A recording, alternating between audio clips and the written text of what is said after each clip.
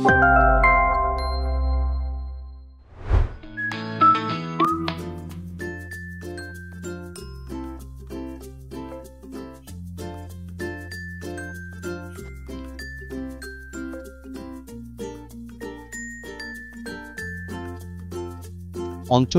ঐতিহ্যবাহী খাবার নিয়ে রাজধানীতে হয়ে গেল উৎসব। গত ৪ মে বনানীর মোস্তফা কামাল আতাতুর্ক পার্কে প্রথমবারের মতো Mujib's Bangladesh food festival taste of Bangladesh নামে এই উৎসব অনুষ্ঠিত হয়। বাংলাদেশ ট্যুরিজম বোর্ড এবং বেসামরিক বিমান পরিবহন ও পর্যটন মন্ত্রণালয়ের উদ্যোগে আয়োজিত উৎসবটি চলে ৬ মে পর্যন্ত।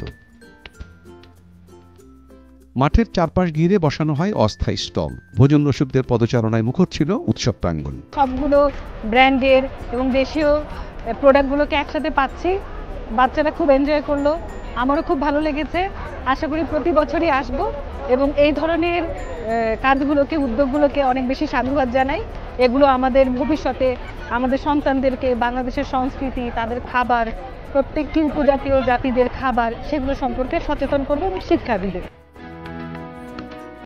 উৎসবে ৪৩টি স্টলের মাধ্যমে ৩৯টি প্রতিষ্ঠান খাবার উপস্থাপন ও বিক্রি করে। এখানে চট্টগ্রামের মেজবান, ঢাকার হাজির বিরিয়ানি, নান্না বিরিয়ানি, মোহাম্মদপুরের মোস্তাকিমের চাপ, খাগড়াছড়ির ব্যাম্বো চিকেন সহ অঞ্চলভিত্তিক ঐতিহ্যবাহী খাবার স্থান পায়।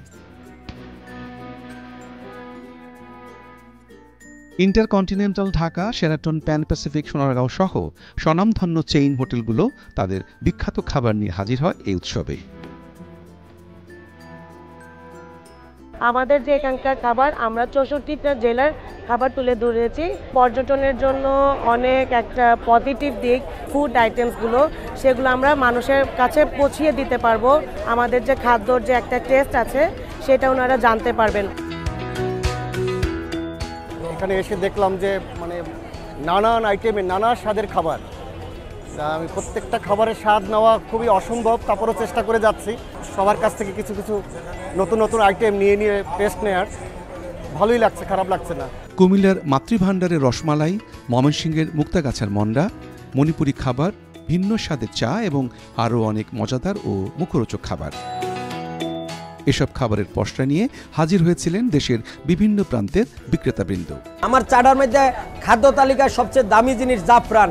আমরা ইউজ করি জাফরান, আমরা সুগার ইউজ করি না, এখানে তালমিশ্রি ইউজ করি, আমরা পানি ইউজ করি না, আমরা এখানে দুধের উপর পাতি দেই এবং পেস্তা বাদাম দিয়ে এই চাটা দইয়ের মতো ঘন করে এই চাটা তৈরি করি, যার কারণে এই চাটা ব্যাপক সারা পড়ছে, চাটা দইয়ের মতো ঘন।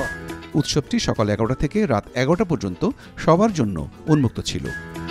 প্রতিদিন খাদ্য উৎসবের পাশাপাশি ছিল ঐতিহ্যবাহী গান, সাংস্কৃতিক অনুষ্ঠান ও পুঁথিপাঠের আসর। অবশ্যই চাই এটা ভবিষ্যতে হোক, কারণ আমাদের যে প্রজন্ম অনেকেই কিন্তু ফাস্টফুডের প্রতি বেশি তাদের ঝোঁকটা, দেশীয় খাবারের যে স্বাদটা তারা কিন্তু অনেকেই পরিচিত না। তো এইটার মাধ্যমে কিন্তু বাচ্চারাও, আমি যেমন আমার মেয়েকে নিয়ে আসছি, সে কিন্তু কিছু কিছু বিষয় দেখছে এবং পরিচিত হচ্ছে যে দেশীয় খাবারগুলো কীরকম, টেস্টটা নিচ্ছে, সে এটা টেস্টের প্রতি আগ্রহী হচ্ছে, তাই না? তা এটা ভবিষ্যতে আমি মনে করি হওয়া উচিত। আরও দেশের পাশাপাশি বিদেশি খাদ্য রসিকদের আকৃষ্ট করার সাথে সাথে বাংলাদেশের ঐতিহ্যবাহী খাদ্য সাংস্কৃতিক প্রচার ও অঞ্চলভিত্তিক খাবারগুলো সংরক্ষণ করাই ছিল এই উৎসব আয়োজনের মূল উদ্দেশ্য।